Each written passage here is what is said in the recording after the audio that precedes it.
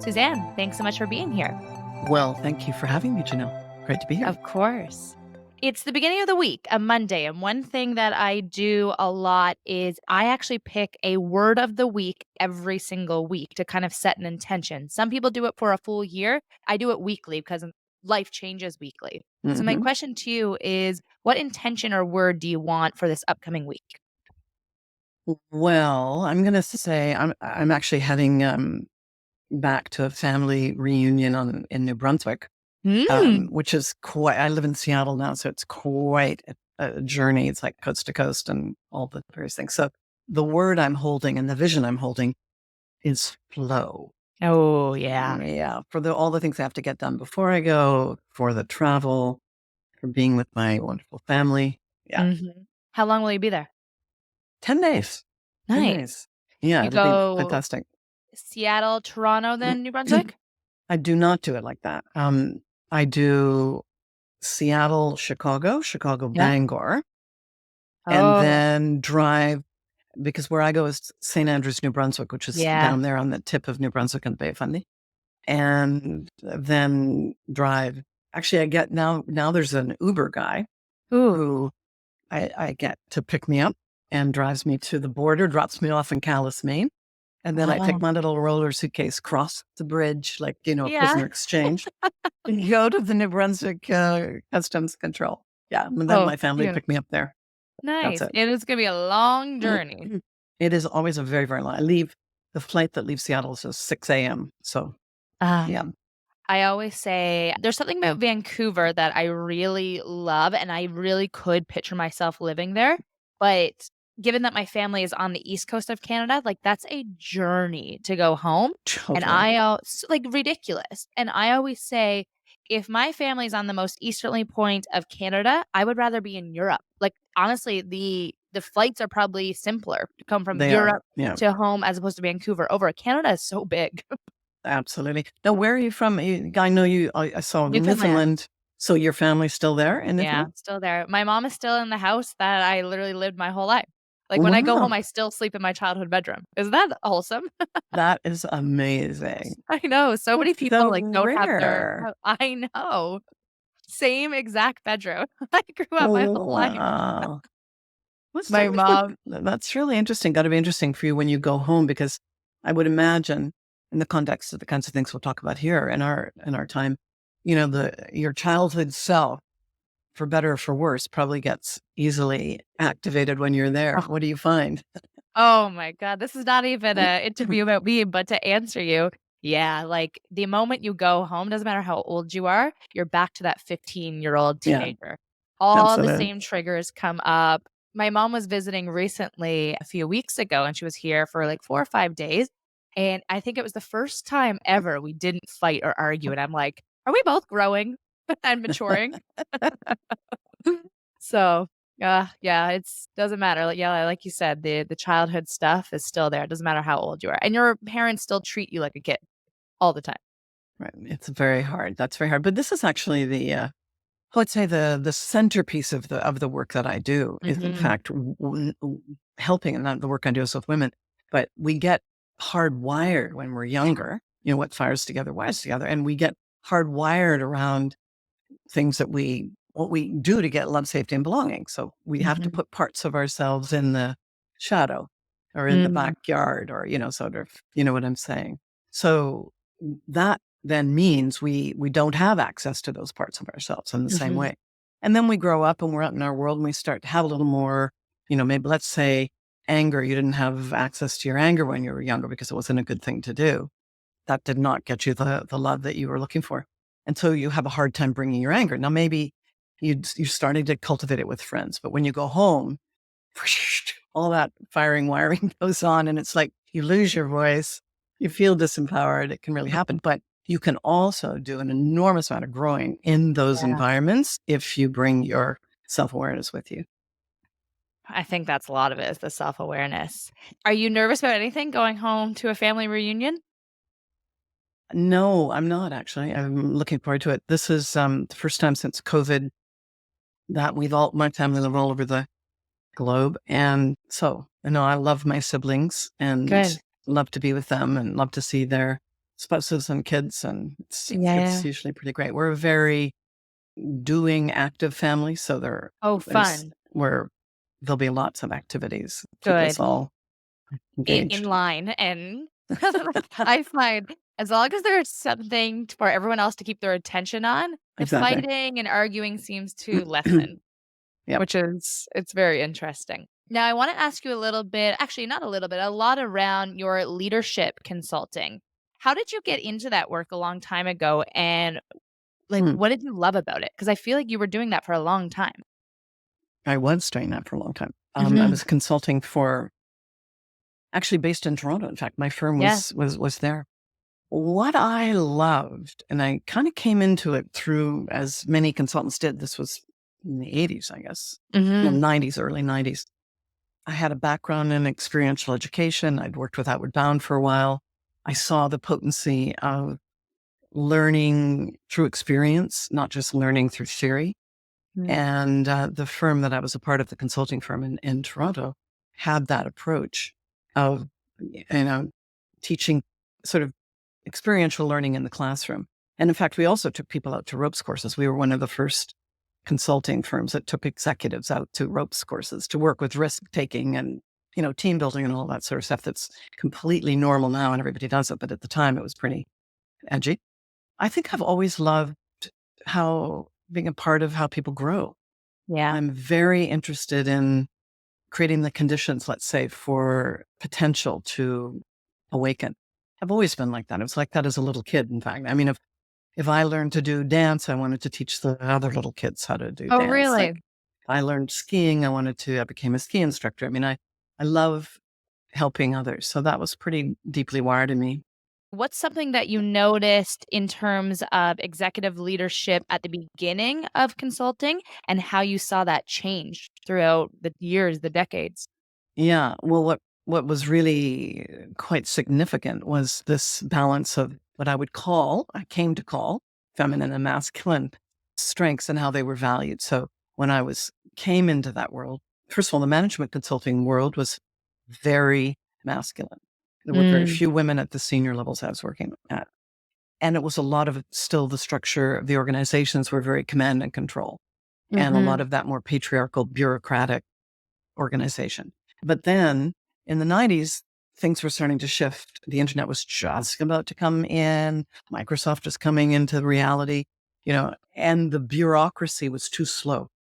So mhm, companies were having to learn how to share, and the individuals in them, how to share power, how to collaborate, how to connect, how to hold multiple pieces of information at the same time, that sort of multitasking, diffuse awareness. And that's what we were doing and we were very good at. And that was distinct, a big shift that was happening in corporations and with mhm, executives.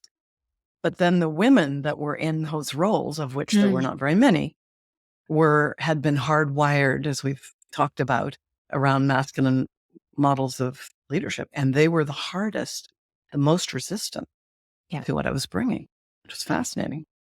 I find I come from the business world. I sell real estate in the city now, and I mean that is there's a lot of women in real estate. It's a great career for women, but I find a lot of women in higher levels or even just women that have been in real estate for a long time, sometimes they come with such this masculine, aggressive energy that I find extremely off-putting. And Right. did you see that sometimes in the higher levels? Absolutely. Yeah. And so what I would say now that then just to I'm going to say this and then we come back to there. This gap between women were actually suffering and I was seeing that. And in executive retreats I do, they tell me how hard it was or they'd bring some of their insights, but that couldn't bring them into the executive meetings the next day. They were just like literally hardwired to be one of the boys. So there was something happening. I decided someone needs to do this work. And then, long story short, I decided I was one of the people to do that work. Went back to Yeah. graduate school, figured out how women develop, and then really spent this focus for 10 years on women and how to help them really bring more of their authentic potential into the workplace. So what I discovered, the research was around what is feminine and what is masculine. I mean, I really didn't know. I was seeing what I thought was, wow, that is like, hyper masculine, the way they're behaving. What you're just describing, that hard pressing drive forward. Is that all that masculine is? And Mhm. when I say I think they need feminine, what is that they need? So that was the exploration for me to discover what that meant. Now you think of the yin yang symbol, which you know Mhm. probably, right? The white and black. Mhm. That's ancient, goes way, way, way back, thousands of years. This Mhm. idea, we know that yin and yang is the center of everything. That's how creation occurs in human life, but also, I think, in the universe itself. And we have been oriented in the last 5,000 years toward a more masculine paradigm, which hasn't Yeah, been wrong, by the way. It's been evolution's move forward. But now we simply need more of the feminine. We can talk a bit about what these mean. Um, but we need that to come together with the masculine to deal with the complexity of the problems we're trying to solve today. I agree. I always found, and maybe this is a little bit of internalized misogyny, but I always preferred reporting to men in my experience because I found them to, and this was like early in my career. Obviously, I don't really report to anyone now because I'm self employed. But when I was in my 20s working in like the 9 to 5 world, I always enjoyed reporting to men more because I found them to be a little bit more relaxed. And they allowed themselves to have a lot more trust in their employees and teams than I found that women ever did. I found women, they spent way too much time and energy on the small, little, tiny details that were so time wasting and always micromanaged a lot more. Oh, What interesting. what do you think Wow. about that? Now mind you, I've had some bad guys and some Yeah. great women leaders as Oh, well, but wow. majority I preferred reporting to men. Right. Well, yeah, and I'm curious that's interesting to hear what you're saying because Mhm. this is fairly recent, I assume, within the last 10 Yeah. years, right? Yeah, So, within the last 10, yeah, exactly. because I certainly began in the work I was doing and then the work I did specifically with women. When I moved to Seattle, I was doing my programs, my university women's leadership programs, and people were coming from Microsoft and Starbucks and various Mm. companies. And I saw them changing. I saw the shift Good. actually occurring. But no, that's not everybody, that's for sure. But Yeah. something was really, and even during the pandemic, something was starting to happen with students in my programs where they realized that they'd given up they realized more deeply, let's say, that they'd Mhm. given up, yeah, the fact that they wanted to be home when their kids got home. And how do you do that? Mm. And how do you take a stand for yourself and at the same time be be successful in the work that you're doing and find that balance. And sometimes that does mean you can't be home every day with your kids. But if you never even have that as an option in your mind, you don't present it as a way, you don't, lobby for it, advocate for it. So yeah, that's interesting what you're saying, that's you still finding that. Yeah, and I find when I'm still it's more of like when I'm dealing with no, not e no, I shouldn't even like state a certain age. There is a lot of women within real estate that I sometimes deal with and interact with that I think are way too sharky than they need to be, and Mm. I'm like, "You're a beautiful woman, like, you can do a lot less and still have the same success." Like, your influence will come out naturally, like, you don't have to be this, like, hardened personality, and it's like I said from the beginning, I find it very off-putting, and I'm noticing myself noticing it and then making changes and reflecting on how I operate my business to say, "Hmm, how do I operate a very successful business and keep everything organized and moving along, but still have this, like, feminine influence and energy?" It's a Right. tough balance to No, strike. 100%. 'Cause And I'm a I dominating personality too. right. So you can be strong. So it isn't a matter of that I think feminine is very, very strong.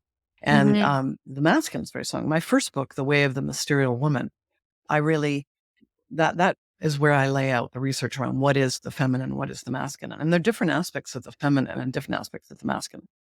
But they're both super strong. We've just gotten over leveraged in the masculine. Sometimes when women come into my programs, they're worried, but I don't want to lose my, I've worked so hard Authority. for this. Yeah. And absolutely not. I don't want you to lose that either. But at the same Mhm. time, you've got like, you know, one leg of this beautiful cross-pollinating set of forces operating, or got the masculine mostly. And what actually happens when the feminine comes in is the thing that I think we're here to be discovering. And what you're just describing, I would say, is women on the edge of evolution. Mm. Because the work I do is with women mostly, but this would be true for men. We're in one of these incredibly tumultuous moments in culture. And we know this. In the first book, we lay that out, the research around that. I mean, this isn't new. People have been able to track the phases of culture that we've been in. And whenever you're in a transition, there's always this, shaking up, waking up kind of time. And Mhm. so where you are, the choices you made at your age to not just follow the status quo, that was not easy. And you're not necessarily going to find a lot of other people doing what you're doing. You are a pioneer in that way, Mhm. and be willing to be there. That's why you got your podcast. I'm sure it's just Mhm. to start to be a voice for new ways of doing things, being in the Yeah. world. Tell me some company scenarios that you worked with and you saw some beautiful changes within their organization, because some of the most successful corporations really comes down to great leadership. If you have bad leadership, it's going to crumble, right? It's going to domino and the pyramid is going to fall pretty quick. Yeah. Well, way back when I was more of a consultant, because that is very much my distant past. And Yeah. then I was more of a coach Yeah. working with women inside of organizations. So it's a little bit different. Although sometimes I was working with CEOs or owners, women owned businesses. So we can talk about that. Mm. But what I did do that I'm really proud of at a certain phase of my career was to be my company and the consortium I was a part of were chosen to do IBM's global transformational leadership change program. And this is in the 90s when they were in the midst of this massive shift from command and control siloed organizations to this very new way of leading. Mm. And it was an incredible experience of working with all the executives worldwide. And I dramatically saw things begin to change in the C-suite, and then the way that rippled into organizations. I remember and it was mostly with men at that stage because there weren't that many women at those levels. But I remember hearing and even receiving letters sometimes from spouses of these executives who would say, "Thank you so much for, the role you've played." Because of course, once the person changes inside the corporate environment, if they learn, for example, to open up emotional intelligence and actually bring their own emotional intelligence and then have empathy to be with you and learn to listen, of course, that translates Yeah. ideally home. In the So home with yeah, kids, yeah. else, yeah, of course. So that would go back in my consulting days. But I think that in the recent years, I'd say I think of a woman who runs a nonprofit and very powerful, creative woman. She and another woman founded the organization that is addressing childhood or young sexual slavery, I guess you could call Wow. it. Yeah. Yeah. And her organization is phenomenal. And the way she started to lead and to be able to give power away and created a female, initially anyway, it was a circle around her of like a board of directors, but really more of a advocacy holding circle, which is so different than, being a leader in a more masculine model. And Mhm. this organization has gone on to just really make a huge impact in the world of sex trafficking. For her specifically, why did she come to you to get some coaching? What did she feel like she was missing or not living up to her full potential? Yeah. I think in this case, she was struggling with being this woman in a seat of power and owning it fully, being able to really, there's a phenomenon called kill the queen that I talk about sometimes, which is basically if I'm powerful, and you're powerful, one of us has to go down, you know, Oh, to, yeah. to be able to be, and there's a sort of evolutionary and neuroscience, you know, root system to that. But the work today is to be able to feel confident enough in yourself and landed enough in yourself that you can get feedback from others, and you can delegate and let other people have the power and authority they need, and not take personally the things when you have it.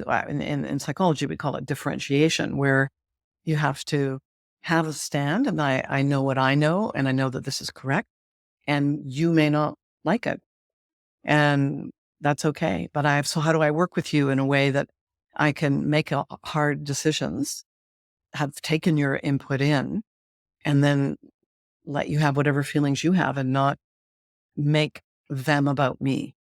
Do you Mm. understand that principle? Yeah. It's hard. It's very hard. It's a growth principle of differentiation that we all have to learn, actually. It's not Mhm. something you're just born with.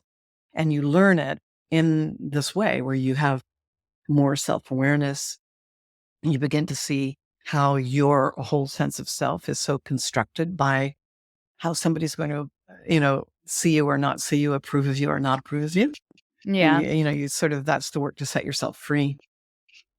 Talk to me about some ways that women operate within leadership or within running their own businesses that aren't effective. Mhm. Well, that would be the 5 limiting beliefs that we discovered in our research working with hundreds of women. I mean, and these we did Okay. not invent. They just, this is all, as I say, They came up from the they research you've just kept hearing over and showing over up. again. Yeah. And these have everything to do with what drive what I would say is ineffective behavior, Mm. or um, downright, you know, destructive behavior in organizations and relationships, right? So one is I am not enough. So that was the Okay. primary. So I'm going to go these actually in a sequence. So I am not enough. And you can imagine if you don't feel like you're enough, then you're either going to have to become the one that, keeps proving myself again and again, Mhm. because I don't feel like that inside, or I cower away and I don't show up fully, right? So the other one connected to that first one is I have to do to be of value. Yeah, Like I resonate. We'll come back to that one. my being has no value. It's only if I'm doing. And these actually hook up together in what I call the first polarity. I am not enough, and I have to do to be of value. And then the second polarity, the first one there, is I don't belong. I don't belong. And again, you can imagine the two sides of that. And I'm Uh, sure maybe a lot of women joining like a very male dominated industry is probably seeing all the time that you don't feel like you belong. 100%. And basically, that's every organization, right? Yeah. We've had 5,000 years inside this masculine paradigm of consciousness. And we've created organizations and structures in our lives and governments and everything based on those mental models. So that's Mhm. what we've got right now. And it's in the process of changing because there are people that are beginning to look at things differently. But I don't belong is super deep for women, even Yeah. if you didn't have that in your own family. And many of us experienced that when we were young. We felt a bit different and we think we're from another Mhm. planet. And where did you come from? How did I land up in this family? And so on. And then connected to that one is I'm not free to express myself. It's the giraffe principle where I stick my neck out and I'm afraid it's going to get cut off.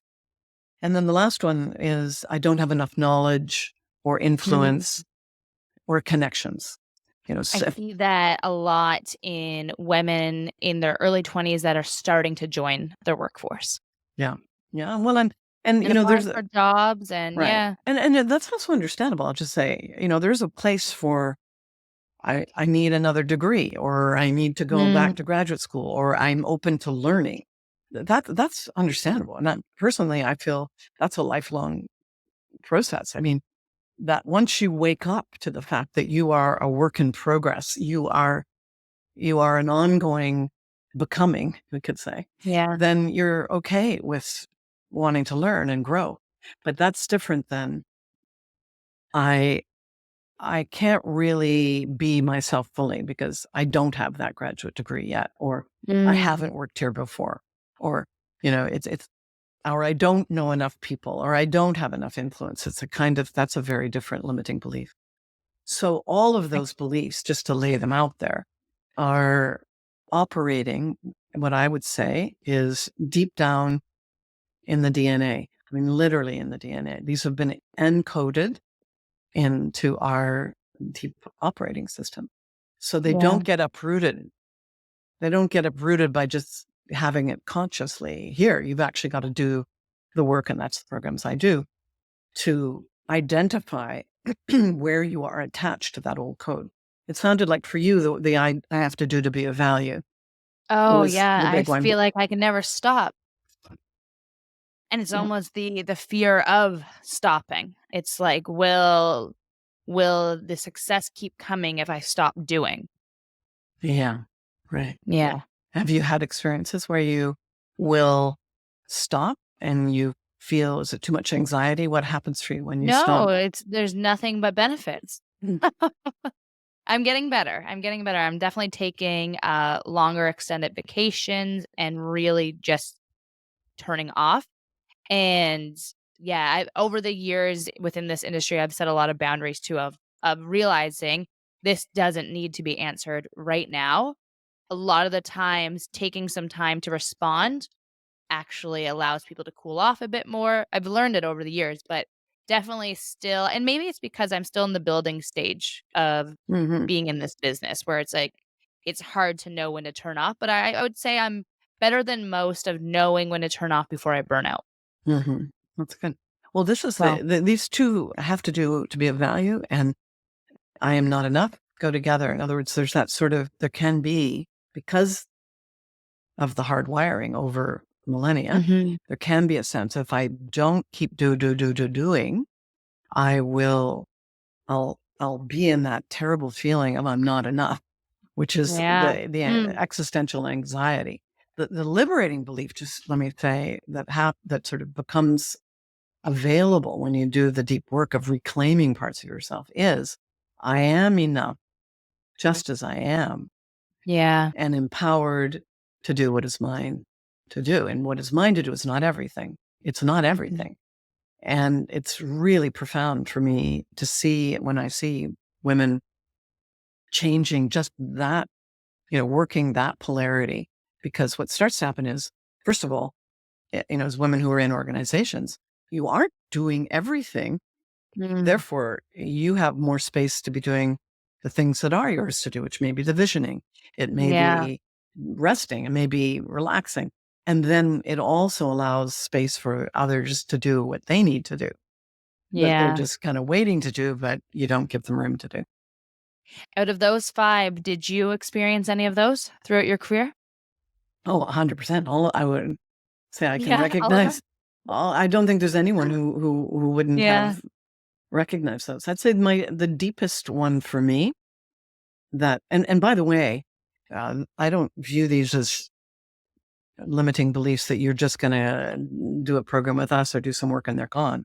These are deep It's down deep. encoded. So Yeah.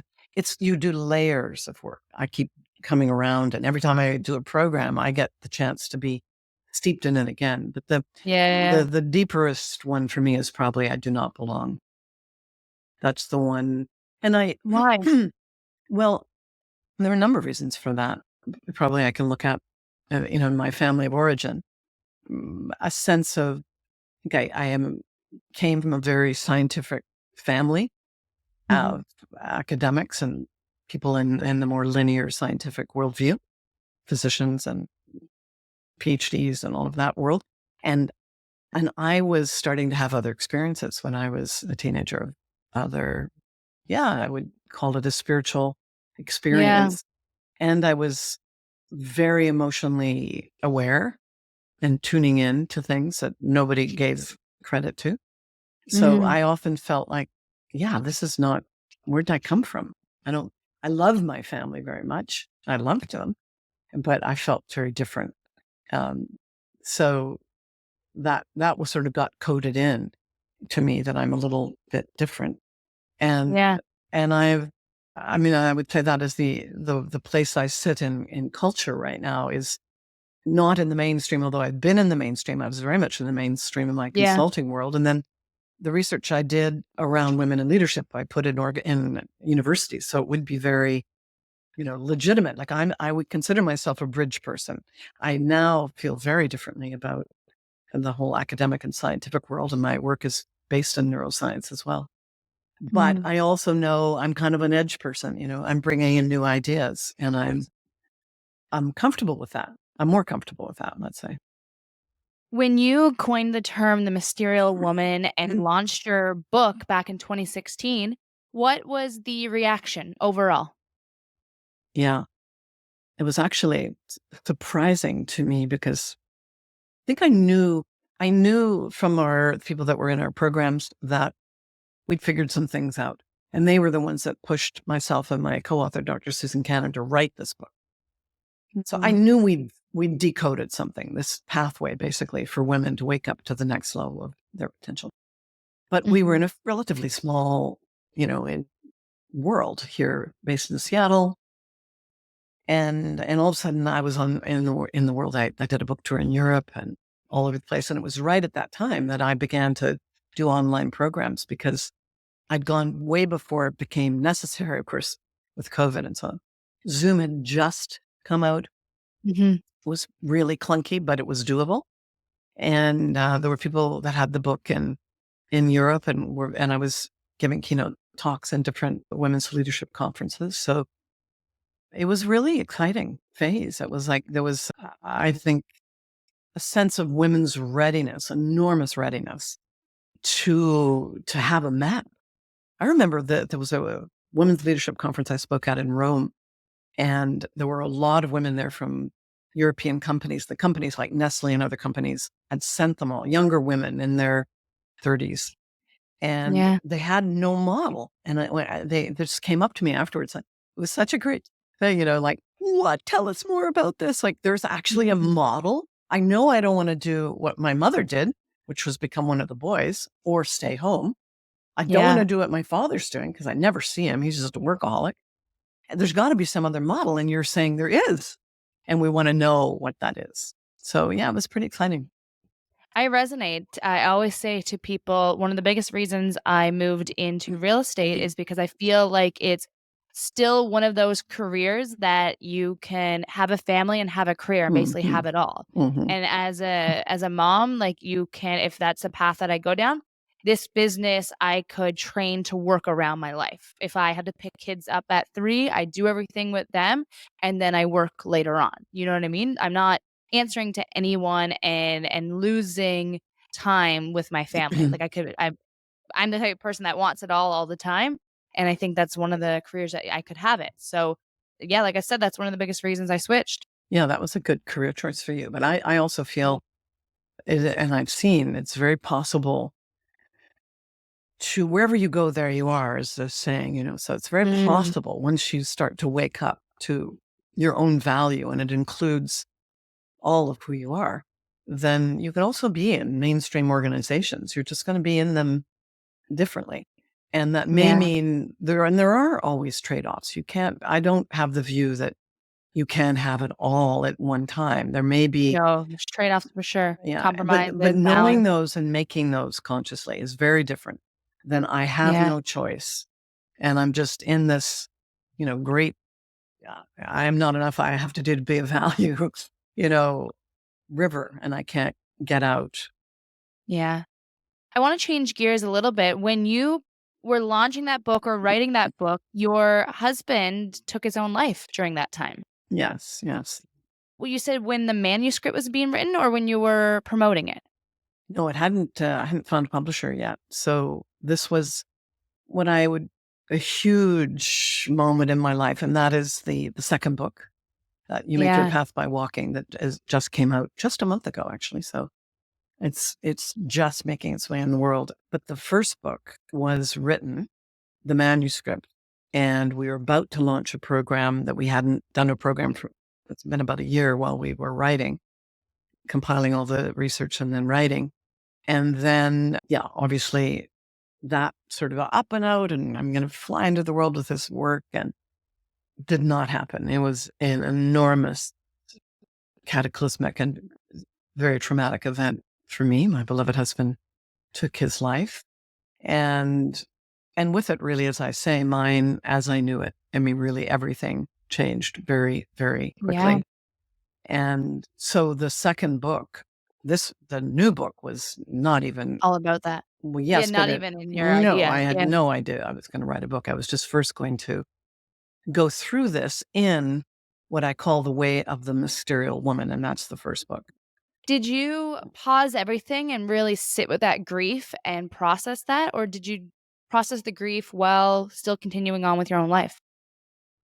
Well, there was no way to hit pause on what was Yeah. happening. And, my life was what was coming down around David's business that was about to implode, which was part of why he took himself out of this world.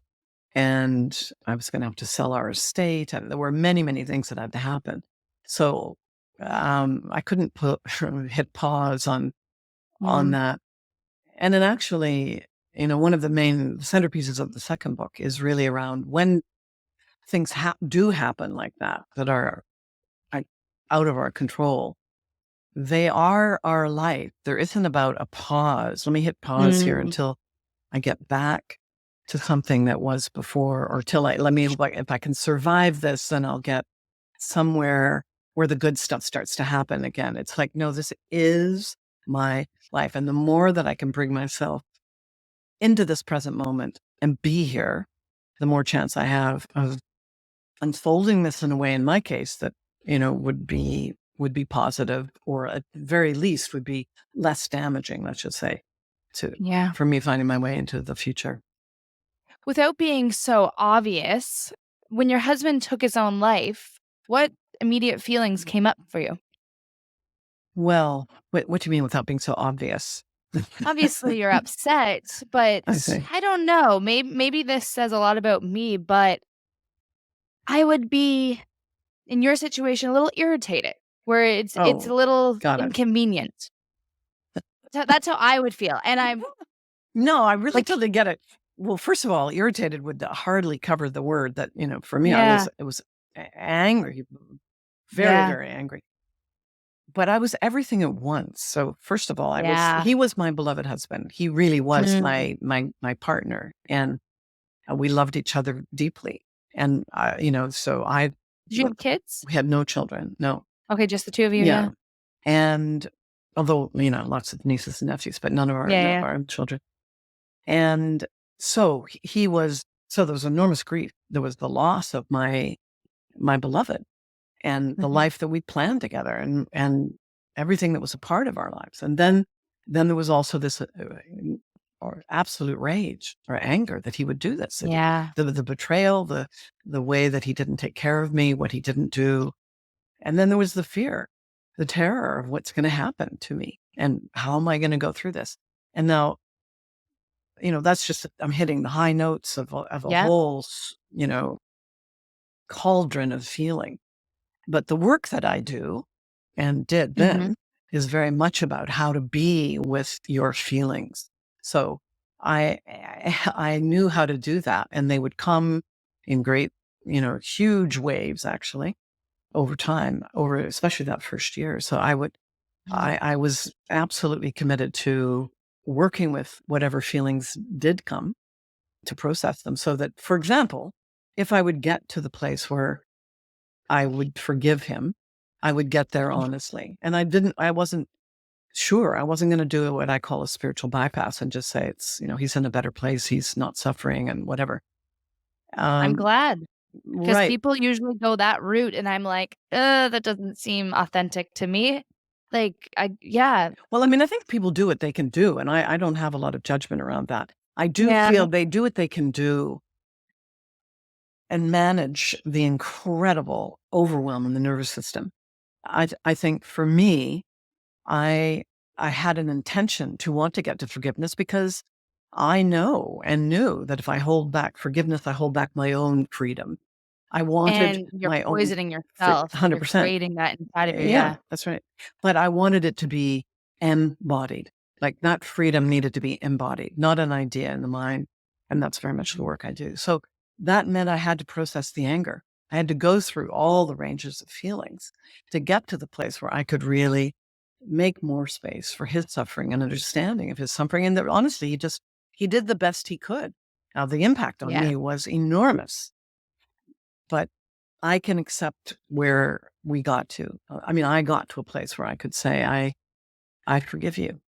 I forgive you Yeah. for how you left and when you left. I know for me, if I had someone really close to me that did that, it would take me a long time to get to forgiveness. Yeah. And that would And I'd be, probably make myself ill, like, really ill just with all the anger that would be inside me. well, what I would hope is that you might reach out to me, or you might find a I'm learning guide. there's better ways. Yeah, you might find a guide that could hold the space for you to really feel what you needed to feel. Because very Yeah, often, because we don't do that and it goes into the unconscious, you cannot come into the full loop of forgiveness. Think of consciousness as an iceberg, and we have 2/3 of ourselves are under the water. That's the yeah, unconscious. 1/3 is above the water, who I think I am. But most of who we are, the 2/3 of the iceberg is determining the direction of the iceberg. So right. you want to deal with what's under the surface. And so Mhm. I think you do, as you said, you know enough now to say, this is doing more harm to me. And certainly it's not harming Yeah, David anymore, for example. no. Right? I mean, this is the work I need to do, but I will do it honestly. And I did do it honestly. Yeah. Yeah, right. My question to you is, how do you get from that place that you're speaking of to a place where you go through it all and again you come back to your natural way of, I wanna teach people how to get through this now? Right. Well, How long did that take? I I don't think I got back anywhere. I think that's what I have to Okay, just tease apart here in what you said. okay. I think that the opportunity when you go through a major life shakeup, and a lot of your audience may be younger, so it doesn't have to be as dramatic as what I went through. It can be the loss of a job. It can be the loss of a health, a way some disease that you contract. It could be the loss of a relationship that really, yeah, matters to you. That doesn't have to be even a marriage. It can be, you know, a good friend. The loss of this your singledom because you get married and you have a child. So Yeah, whatever it interesting. is, there can be a shakeup in your life where the norm, like who I thought I was, is gone now. And this Yeah. and this is actually, if there's anything in the second book I think that I convey and I want people to get, is that the opportunity when there is a shakeup like that Mm. Well, is you call it a fertile ground for the new, which that's I think right. is a beautiful That's right. phrase, Yeah, yeah. that's exactly right. Yeah. That's the possibility for something of becoming your own emergence, your own development, your own growth into it, to more of yourself than was ever possible before. So that isn't Right. about going back. That is actually more like a spiral. It's like this horrible event, let's say in my case, this traumatic Mhm. event. I was very clear that I was going to make my path by walking, which is basically a metaphor for that. It's like, the past is gone. It's gone. And what is coming is yet to be seen. So when everything happened for me, I closed down everything. I to sell the property, as I said, I left my island community. Mhm. I closed my business, a program that was actually scheduled to run, as I mentioned, a few days Mhm. after David died, postponed. It did finally run in the springtime, but everything else was on hold, and it took me a year to Mm. get back to with my co-author to completing the book and looking for a publisher to have it come Mhm. out. So that took a lot of time. And then I eventually, another year later, once it came out, came back to my work again. But I came back to it very differently. I came back to it in one-on-one coaching, which I hadn't done for years. I'd done, programs. So we were in retreat-based programs. And, Mm. and I really have been in the journey of becoming in the next phase of my work. Now, I will say, Right. with the coming out of the new book, because a lot of the students I've taught, they haven't necessarily known everything about what happened for me because it Yeah. wasn't always relevant for their work. But now they do, and I am seeing how this is going to become more visible now. And just recently, I worked with two women who are in my programs. One whose niece suicided, and one whose son was in a tragic mountain biking accident and broke his Mm. neck. And in both cases, helping them really create the conditions for themselves and for the people that they were a part of to be able to go through the trauma. Right. What is some rituals that you use to get through the trauma when it all happened for your Well, healing? right. My book is full of rituals. So that's one of the things Yeah. that I really committed to. I've been teaching, I would say, the art of ritual for a long time. And Mhm. what is ritual? Well, it's really a language that communicates more symbolically between the conscious and the unconscious.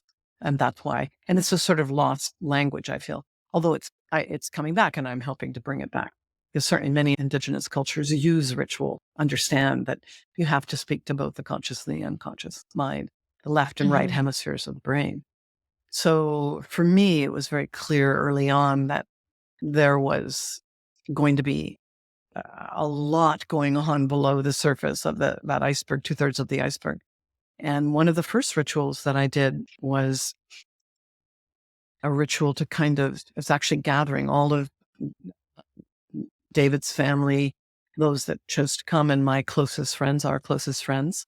This was maybe 2 weeks after he died, and a Mm. ritual that a colleague and friend ran for me.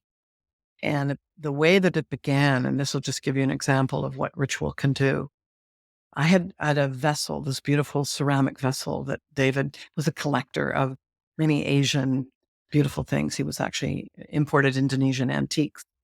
So this was his field.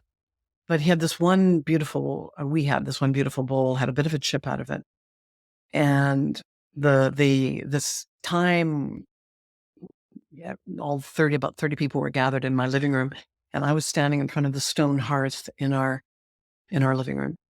And one of my good friends, who's a psychotherapist and a shamanic practitioner, started rattling the rattle, these just intense rattling. Some people may know that sound. Could just be, it just feels like sounds like there are 10 people rattling. And when Mhm. it got to sort of the fever pitch, I took this antique vessel and smashed it on the hearth. And it broke into a million pieces. And what did that do for you? Yeah. And if you just sort of imagine it, even just as I share it now, you can feel and what happened in the room and in me, it was like this sobering, but also congruence making experience. So the point here, the metaphor was, I'm not putting this back together again.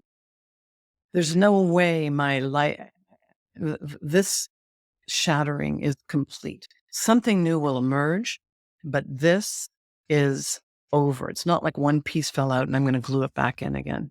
No, it's Mhm. over. It's gone. It was huge for me. So again, this is you're speaking. The neuroscience of this is you're speaking to the parts of you that are still hanging on to can't I have that? I've got to have that. I will have that. I'll get it back again. Yeah. Right. But it's let's shatter it all and start again. Because that's actually what's happening. So Mm. the ritual, and there are many rituals that I identify and I share in the book. So people see what I did, but I've already had people say to me it was so helpful for them to create their own ritual. Like they get the sense of the structure of a ritual and why you would do that when you're going through loss. Yeah, Yeah. Was it hard writing the book and going through all of that again and reliving it almost? absolutely. It Yeah. took me, it was Therapeutic in itself. 100%, 100%. It was 5 years roughly where I knew it was time for me to write myself back together. I was not writing the book. Absolutely not writing that. I knew the me of then needed to go and be with the me of 2013, January 3rd, 2013, in that first year. Okay, I needed to walk with her again because so much happened so fast. I I I needed to just be with myself again. And this can be Mhm. very, very powerful for your listeners to do that writing.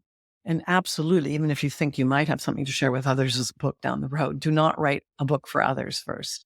Write for yourself, like really come home to yourself in the writing.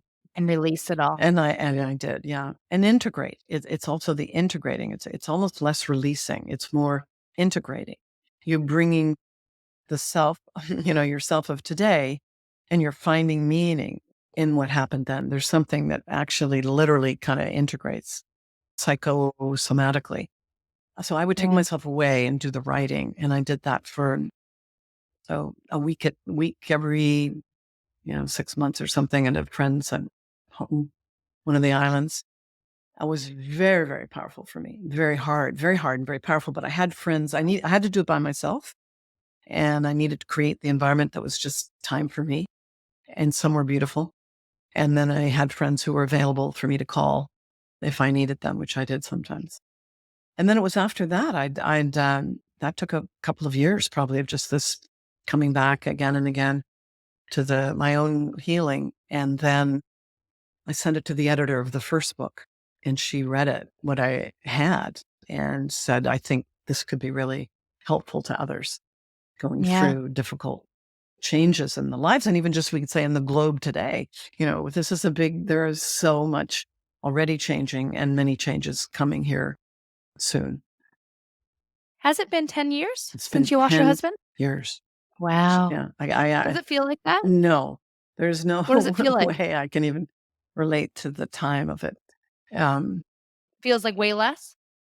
it's very odd. It's like when you go through trauma, first of all, there's something we call liminal time in psychology, which is kind of like, the regular sense of time just goes if you've had those times in your life. Maybe you know how that is. Like Mhm. you just get out of that linear mode. So that was absolutely what happened, where the first couple of years, I can't even relate to as years. And then, yeah, if someone had said to me, without question, someone had said to me when this happened, you're going to, it'll be about 10 years and or no, 8 years, let's say, and you'll be ready to bring your book. You're going to write a book and bring it out Mm. of the world. I would have said, if I was going to write a book, it would have been sooner than that. Like, I'll be through this. I'll get through this Yeah, in a but year or two. no. No, not for me. It takes that long It, sometimes. it takes the time that it takes. I don't know how people Yeah. go through traumatic things and write a book the next year. I really don't know how they do that. But everyone has Do you their own think they thing. process it later maybe? Or maybe they just process things really quickly? Maybe they do. I don't know. Yeah. Yeah. I'm sure you're a big believer in, time heals all? Well, I'd say the grace of time is such a Mm. beautiful healing salve. And anybody listening to this who's going through difficult times, it's, I remember hearing this phrase, this too shall pass, for years Mm. before this happened to me. And I never really got it. But it is true that what you're going through right now, if you're going through a difficult time, it will not always be like that. That's the human journey. And so there is something about, if you can hold that understanding of it won't be forever, that will help you stay more present with what is right now. And the more present you can be with what is, the more likely that will not take forever. Because sometimes what happens, we resist what's happening to us and we actually stay stalled Mm. psychologically. And maybe, in fact, the new thing is trying to happen, but we're not making space for it. We're not letting ourselves see it. Yeah. Last couple of questions for you. No idea where the time goes every single time. Obviously, your book is for anyone that's dealt with trauma, but when you think about who is listening to this today, who really needs to read your book? Well, we've talked about both books. So I'd say I'm going to talk Yeah. about both. The new one, the new one The that you new one, and then published last I time. want to talk about the first one too, because I think Yeah, I yeah. was just going to say I think 2 different uh, audiences, maybe. they could be the same, but they could be different. Yeah. But they could be different, as you're saying. So Yeah. the current one, "You Make Your Path by Walking: A Transformational Field Guide Through Trauma and Loss," can be for anyone, yeah, going through a shakeup in your life right now in some way, where you're just in the that what was is no longer, and you don't know what will happen or what's coming Mhm. next. And that might be an internal urge, like you just know this life you've been leading is not what's next. That could be what it is, or it could be that life comes in and with an event, let's say fate knocks on your door in some way and you're in that kind of a situation. Or you could be someone who's just facing the climate crisis. I mean, realizing, wow, this is this is really hard. What do I, what's the future going to look like, and how am I going to go through that incredibly difficult world that we're in right now, right?